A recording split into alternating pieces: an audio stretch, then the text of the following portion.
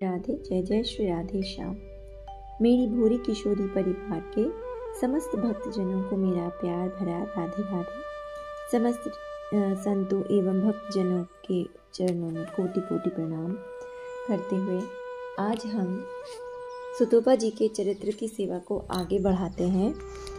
कल हमने सुना था कि गोपाल की लीला के माध्यम से सुतोपा जी को वृंदावन के बारे में जानने का और वृंदावन की तीर्थ स्थलियों और लीला स्थलियों के बारे में जानने का सौभाग्य प्राप्त होता है और सुतोपा जी प्रज्ञा दीदी के साथ वृंदावन घूमने के लिए निकल पड़ती हैं, जहाँ चैतन्य महाप्रभु की कथा सुतोपा जी को सुनने में मिलती है।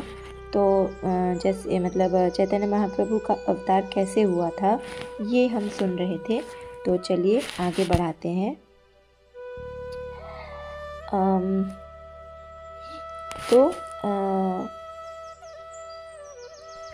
इस कारण उनकी ऐसी स्मृति जागते ही उन्होंने लुप्त तीर्थों के उद्धार का कार्य प्रारंभ किया। भाव विभोर होकर वे उन सभी लीला स्थलियों पर दौड़कर जाने लगे जहाँ पहले जन्म में अनेकानेक लीलाएं की थी और यहाँ के सारे लुप्त तीर्थों को फिर से खोजने लगे। ये चैतन्य महाप्रभु की बात हो रही है। इसीलिए वृंदावन दर्शन करने के लिए सबसे पहले इमली तला के ही दर्शन करना चाहिए, क्योंकि वहीं से लुप्त वृंदावन के पुनरुद्धार का सुमहान कर्म यज्ञ प्रारंभ हुआ था। इतना कहकर प्रज्ञा दीदी रुक गईं। अब तक हमारा रिक्शा वाला भी इमली तला के सामने आ चुका था और देर न करते हुए हम भी रिक्शे से उतर गए।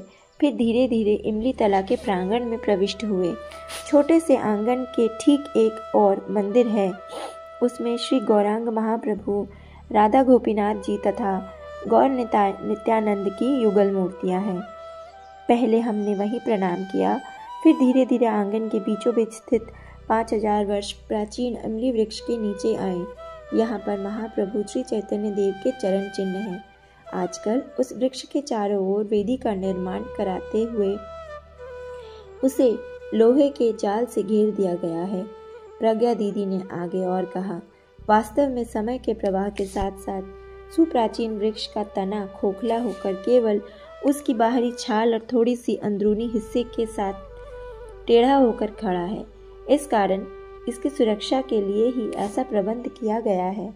महाप्रभु श्री चैतन्य देव के इस बैठक के ऊपर इस वृक्ष की एक शाखा इसके पास वाले मकान के छत पर फैलकर एक शीतल छाया का विस्तार कर रही है।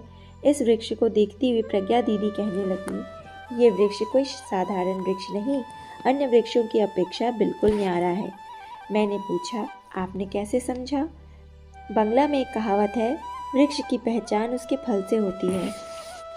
इस वृक्ष के फलों को देखकर तुम्हें स्वयं समझ जाओगी। इस वृक्ष की इमलियां कभी पकती नहीं। किशोरी जी की लीला स्थली के फल सदैव कच्चे ही रह जाते हैं। क्या ऐसा भी संभव है? वृंदावन की धरा पर असंभव शब्द बिल्कुल वर्जित है। साधकों का मानना है इसके पीछे राधा रानी का श्राप है। एक बार श्री कृष्ण जी ने लीला करते समय श्री राधा जी के सुकोमल चरणों में महावर से बेल बूटी बनाई थी। यह तो स्वयं ही समझ सकते हैं कि उसका मोल श्री राधा जी के लिए कितना अधिक रहा होगा। पर उस दिन सांझ को घर लौटते समय उनके पांव तले मिट्टी में पड़ी हुई पकी हुई इमली से महावर की बारीक बेल बूटी का काम बिगड़ गया। इस पर श्री राधा रानी ने इस वृक्ष को श्राप दिया कि इसका फल कभी नहीं पकेगा। उस अतीत के श्राप के कारण आज भी यह इमली का वृक्ष एक अलौकिक ऐश्वर्य का अधिकारी बन चुका है। पर इसलिए हैरान मत होना, यह वृक्ष एक ही साथ श्री राधा कृष्ण की लीला परिकर तथा वृंदावन में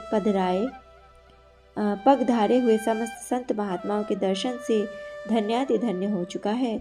जिस प्रकार बूंद बूंद जल से ही महासिंधु का निर्माण होता है, उसी प्रकार इतने अमृत स्पर्श से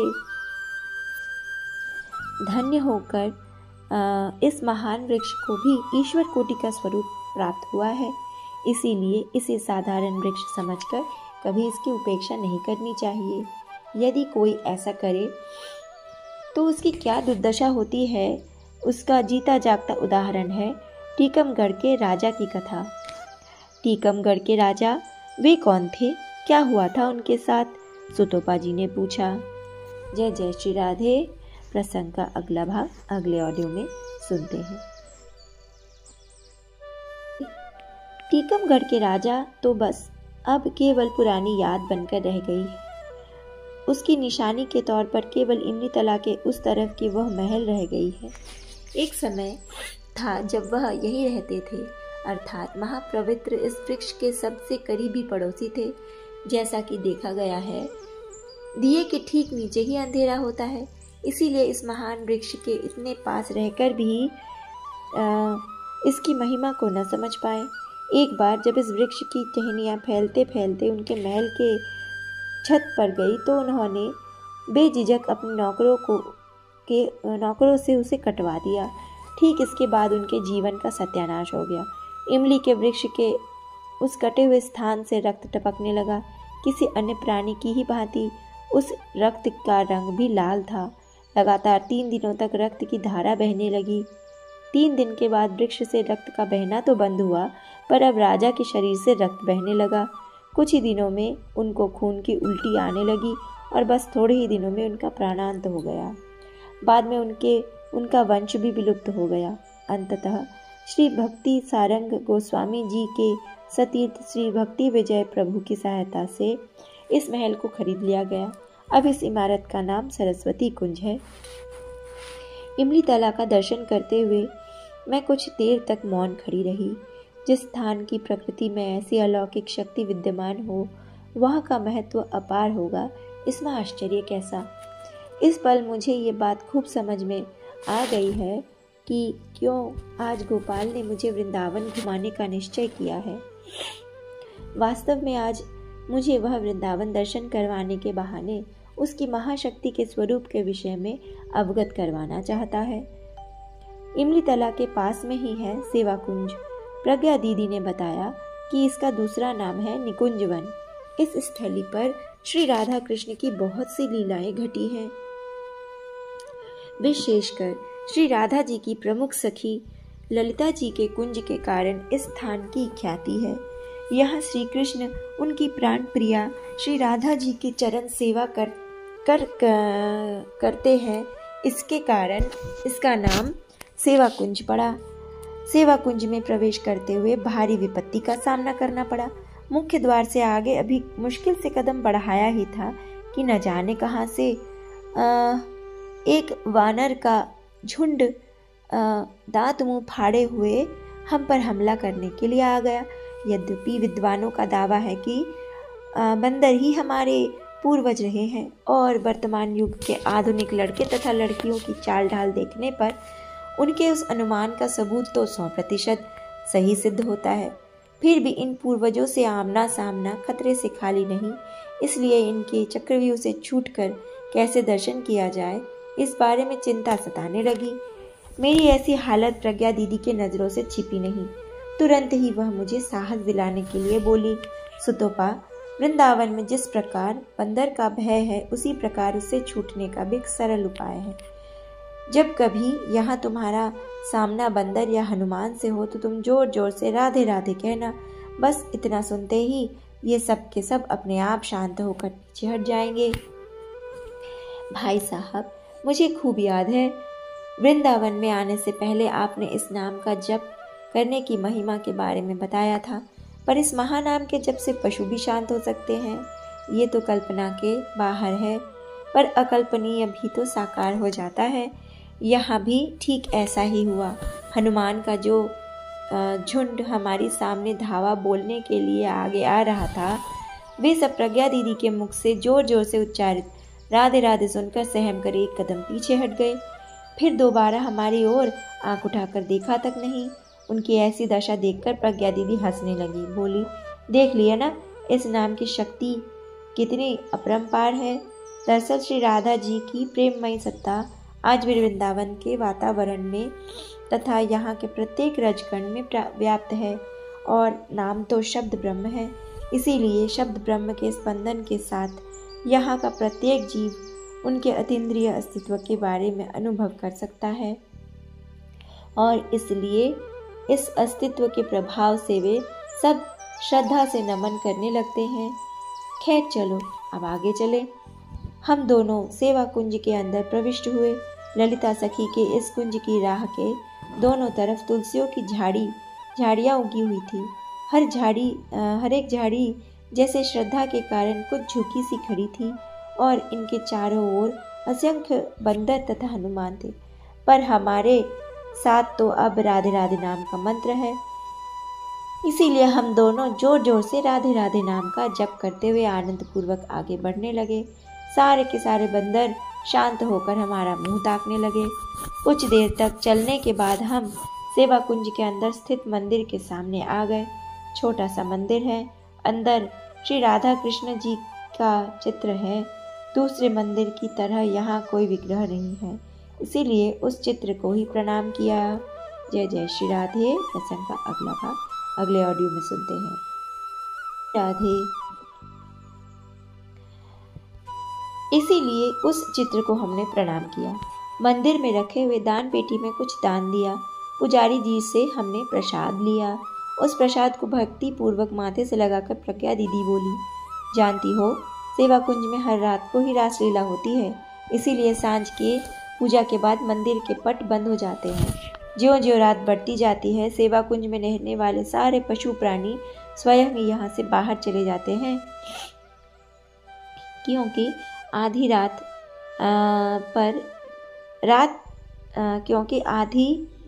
रात को इस इंद्रिय जगत में श्री राधा, श्री कृष्ण तथा उनकी गोपिकाओं के द्वारा दिव्य अपराकृत लीलाएं होने लगती हैं। ऐसा तो मैंने निधिवन के बारे में सुना है, सुतोपा जी ने कहा। ठीक ही सुना है, पर असल में वृंदावन का प्रत्येक रचकन श्री राधा कृष्ण की अमर प्रेम माधुरी के ऐश्वर्य रस से सराबोर है। यही कारण है कि आज भी सारे वृंदावन में निरंतर उनकी लीला अविराम रूप से चलती रहती है। पर क्योंकि निधिवन तथा निकुंजवन उनकी परम प्रिय लीला स्थली है, इसीलिए इन दोनों स्थानों पर उनकी अतीन्द्रिय लीलाएं अन्य स्थानों की अपेक्षा अधिक से अधिक होती हैं। इसे ही कहते हैं स्थान महत्व। सेवा कुंज मंदिर में प्रणाम करते हुए फिर से जोर जोर से राधे राधे नाम का जप करते हुए इस प्रांगण को पार करते हुए हम बाहर चले आए। सेवा कुंज के पास में एक और भव्य मंदिर है। प्रज्ञा दीदी अब उधर इशारा करती हुई बोली, ये श्री राधा दामोदर जी का मंदिर है। इस मंदिर के परम संपदा है श्रील रूप गोस्वामी के द्वारा सेवित विग्रह, जिन्हें बाद में श्रील रूप गोस्वामी ने श्रील जीव गोस्वामी को दिया था। वैसे अब वह मूल विग्रह इस मंदिर में नहीं रहा। औरंगजेब के आक्रमण के दौरान उनको जयपुर के हिम्मत राम नाजिर की हवेली में ले जाया गया था। आजकल वह विग्रह वहीं पर है।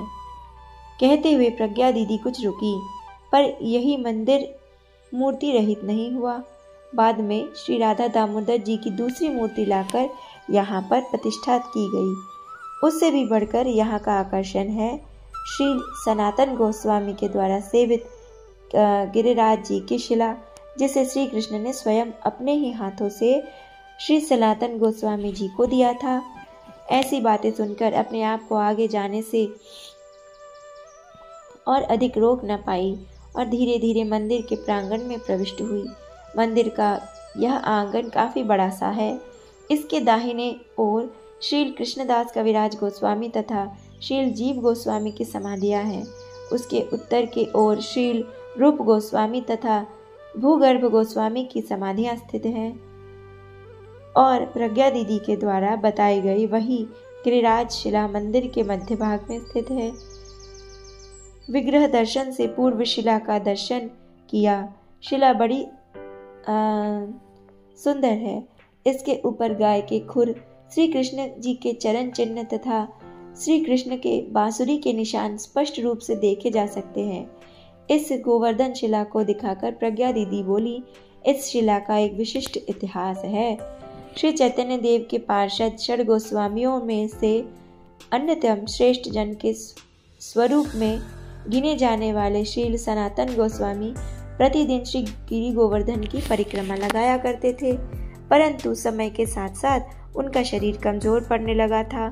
इसीलिए आयु के क्रमशः बढ़ते रहने के कारण उन्हें परिक्रमा लगाने में काफी कष्ट होने लगा। तब उस समय की बात है, एक दिन स्वयं श्री राधा दामोदर जी इस शिला को लेकर उनके सामने प्रकट हुए और कहने लगे, आइंदा तुम्हें परिक्रमा लगाने के लिए गिरिराज गोवर्धन जाने की कोई आवश्यकता नहीं। आज से यह शिला ही गिरि गोवर्धन का प्रतिभू है। इस शिला के 4 बार परिक्रमा लगाने पर तुम्हारे गोवर्धन की परिक्रमा पूरी होगी। जय हो। तब से लेकर श्री सनातन गोस्वामी इस शिला की पूजा विशेष रूप से करने लगे और प्रतिदिन इसके 4 परिक्रमा लगाकर ही केवल जल पीते थे। श्री सनातन गोस्वामी के अप्रकट होने के बाद श्री जीव गोस्वामी ने इस शिला को यहाँ लाकर इसकी स्थापना की। श्री सनातन गोस्वामी जी के द्वारा सेवित गिरिराज शिला का दर्शन करते हुए हमने मूल मंदिर में प्रवेश किया। आजकल गर्भगृह में विराजित हैं भूगर्भ स्वामी द्वारा सेवित श्री राधा जी, जयदेव गोस्वामी द्वारा सेवित श्री राधा माधव जी तथा कृष्णदास कविराज गोस्वामी द्वारा सेवित श्री राधा वृंदावन चंद्र जी। तीनों गोस्वामियों के द्वारा सेवित विग्रहों का दर्शन हमको प्राप्त हुए, जिससे मन में अपार हर्ष की अनुभूति हुई। हमने हृदय से उनके चरणों में कोटि कोटि वंदन और नमन किया। जय जय श्री राधे। प्रसंग का अगला भाग अगले ऑडियो में सुनते हैं। राधे। अभी बस श्री राधा दामोदर जी के मंदिर से बाहर निकली ही थी कि मेरे कानों में कल रात को सुनी हुई जानी पहचानी सी एक आवाज आई। वही मीठी सुरीली सी आवाज। इतनी गर्मी में घूमते हुए मुझे बड़ी जोरों की प्यास लगी है, प्यास बुझाने का कुछ इंतजाम करो ना माँ।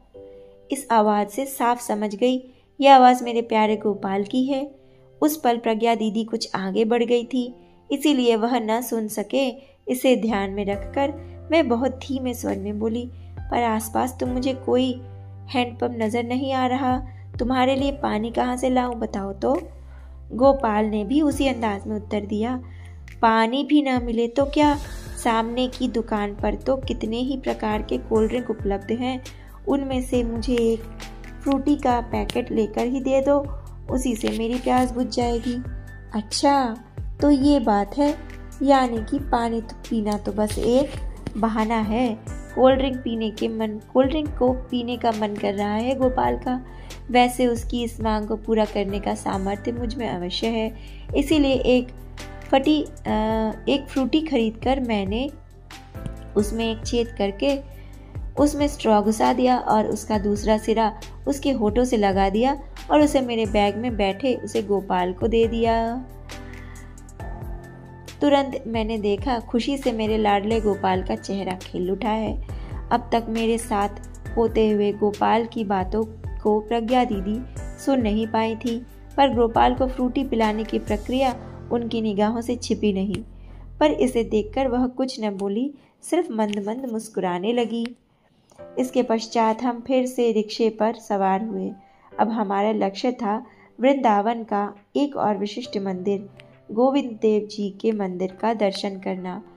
राधा दामोदर जी के मंदिर से गोविंद देव जी के मंदिर की दूरी कुछ कम नहीं, इसीलिए हम अपने लक्ष्य की ओर बढ़ते गए।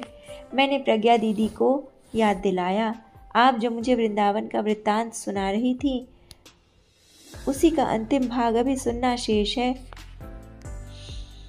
इसके उत्तर में वे फिर से मुस्कुराकर कहने लगी, मैंने पहले ही बताया था, महाप्रभु श्री चैतन्य देव ने अपनी भाव समाधि में दर्शन किए हुए श्री कृष्ण लीला के हर एक लुप्त क्षेत्र को महाकाल के विकराल ग्रास से पुनरुद्धार किया और तत्पश्चात उनके पार्षद षड गोस्वामियों ने उन चिन्हित स्थानों पर मंदिरों की प्रतिष्ठा करके वृंदावन को पुनः उसका निज स्वरूप प्राप्त करवाया। उसके पश्चात लंबे समय तक ब्रजधाम में शांति का अटूट वातावरण बना रहा। वैष्णव साधक यहाँ एकांत में कुटिया बनाकर उनके प्राणेश्वर श्री कृष्ण जी की साधना में तल्लीन रहकर उनकी नित्य लीला का रसास्वादन करते थे। पर दिल्ली के तख्त पर औरंगजेब ने कब्जा कर लिया था और उस शांति के परम धाम पर विपत्तियों के काले बादल मंडराने लगे। औरंगजेब ने विशाल सेना भेजकर मथुरा वृंदावन के प्रमुख इमारतों का विध्वंस करते हुए इन स्थानों के सनातन हिंदू नाम के बदले इनका नया नाम रखा, इस्लामाबाद तथा सलीनाबाद। पर औरंगजेब की इस क्रूर मानसिकता के कारण यहाँ के मंदिरों का बड़ा भारी नुकसान हुआ और उन सब को उसने खंडहर में बदल कर रख दिया। पर इतना सब कुछ होते हुए भी किसी भी विग्रह को तिल भर भी हानि नहीं पहुंचा सका।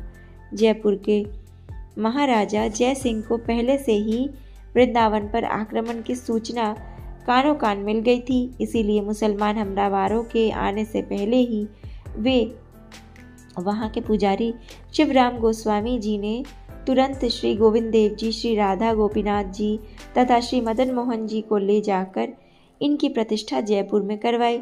जय सिंह को दूतों से यह सूचना प्राप्त करके अन्य मंदिरों के सेवकों ने भी तुरंत उनके मंदिरों के शिव विग्रह को छिपा दिया। इस कारण विग्रहों पर जुल्म ढाने के औरंगजेब तथा उनके अनुचरों की दिली ख्वाहिश अधूरी ही रह गई। उनका सारा गुस्सा मंदिरों की तोड़ फोड़ के जरिए ही पूरा हुआ। जय जय श्री राधे। औरंगजेब के बाद आदम शाह अब्दली ने भी वृंदावन को लूटा। उसने भी औरंगजेब की सेना की तरह इस महान तीर्थ में आकर सब कुछ तहस नहस कर दिया।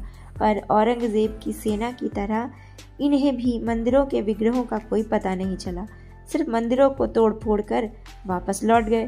पर मुश्किलों और मायूसियों की काली रात का अंजाम भी तो नए सवेरे के उगते हुए सूरज की रोशनी से होता है, और वह नया दिन एक नया पैगाम लिए हाजिर हो जाता है।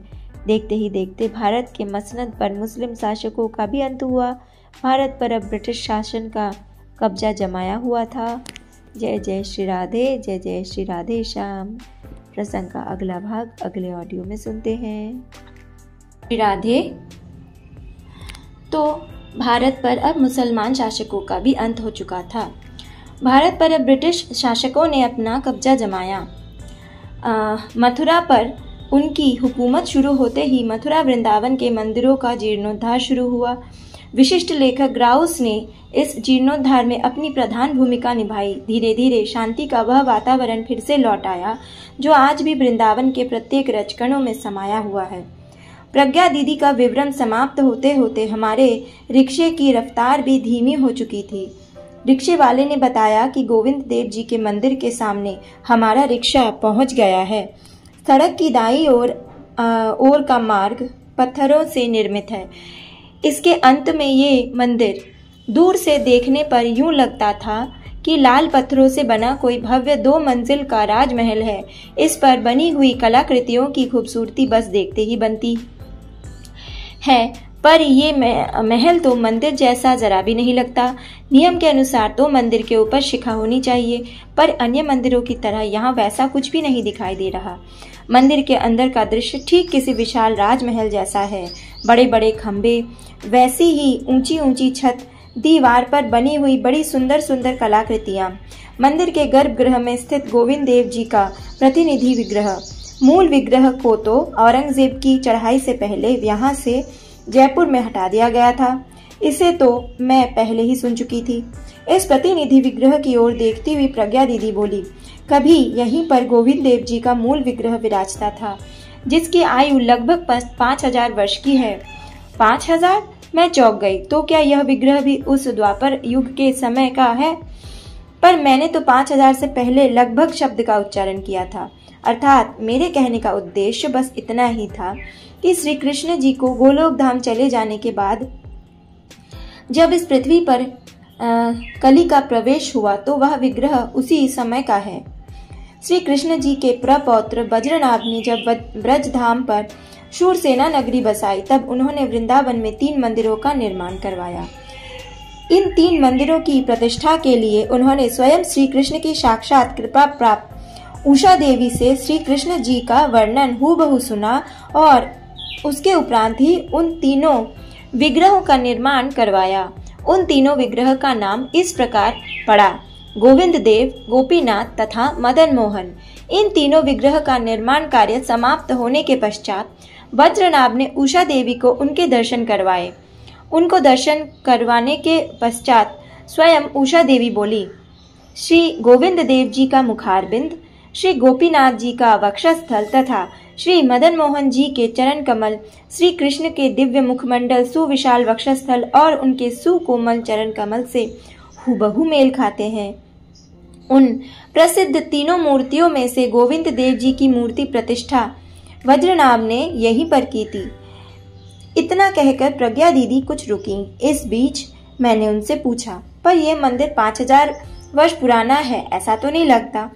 मेरे प्रश्न को सुनकर प्रज्ञा दीदी हंसकर बोली, पर यह मंदिर वज्रनाभ ने बनवाया, ऐसा मैंने कब कहा। उस मंदिर का विध्वंस तो मुसलमान महमूद के आक्रमण से न जाने कब हो चुका था, परंतु महमूद की सेना इस मंदिर को हानि पहुंचाए इससे पहले ही वहां पर रहने वाले पुजारीगण मूर्ति को हटाकर गोमा टीला की माटी के नीचे छिपाने में सक्षम हुए थे। लंबे समय तक उस मिट्टी के नीचे ही मूर्ति दबी रही। बाद में श्री चैतन्य देव जी के वृंदावन के लुप्त तीर्थों के उद्धार के पश्चात श्री गोविंद देव जी के भक्त प्रवर रूप गोस्वामी को स्वप्नादेश में गोविंद देव जी ने उनकी उस समय की स्थिति के बारे में अवगत कराया और फिर श्री रूप गोस्वामी ने गोमा टीला की मिट्टी के नीचे से उस विग्रह का उद्धार किया।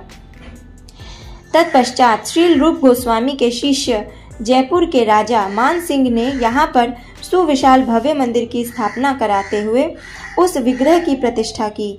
उस समय यह मंदिर 8 मंजिल का बना हुआ था। इस मंदिर का ऊपरी भाग 8 पंखुड़ियों के कमल के फूल जैसा विशिष्ट था और उन दिनों इसके ऊपरी भाग पर 1.25 मन तेल का विशाल दिया जलाया जाता था, जो आगरे से सबको दिखाई देता था। अभी तुम उसी मंदिर का भग्न स्वरूप देख रही हो, पर ऐसी भग्न दशा कैसी हुई? सुतोपा जी ने पूछा। इसका कारण तो बस एक ही है, उस औरंगजेब का दूसरे धर्म के प्रति भयंकर विद्वेष। एक हिंदू मंदिर की ऐसी शान और शौकत उसे बर्दाश्त नहीं हुई। वह जब भी आगरे में स्थित अपने महल की छत पर शाम की नमाज अदा करने के लिए जाता था, तब उसे गोविंद देव जी मंदिर पर जलते हुए चिराग की रोशनी दिखाई देती थी। उसी जलन से उसने वृंदावन पर हमला किया और अत्यंत सुंदर कलाकृतियों से बने ऊपर के इन 6 मंजिलों को अपनी तोप का निशाना बनाकर गिरा दिया। पर मानसिंह द्वारा बनवाए गए इस मंदिर की सबसे नीचे के 2 मंजिल इतनी मजबूत थी कि औरंगजेब की सेना लाख कोशिशों के बावजूद भी इस इमारत को जरा भी नुकसान नहीं पहुंचा सकी। जय हो, जय जय श्री राधे।